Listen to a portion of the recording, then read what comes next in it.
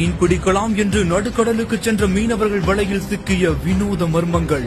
பயங்கர சத்தத்துடன் வலையை கடலுக்குள்ளேயே வீசி மீனவர்கள் செய்த செயல். துள்ளி துள்ளி குதித்து ஷாக் கொடுத்த பரபரப்பு காட்சிகள். கேரள மாநிலம் கொல்லம் பகுதியில மீனவர்கள் படகுல மீன் பிடிக்கிறதுக்காக ஆழ்கடல் பகுதிக்கு சென்று மீன் பிடிச்சிட்டு இருந்திருக்காங்க.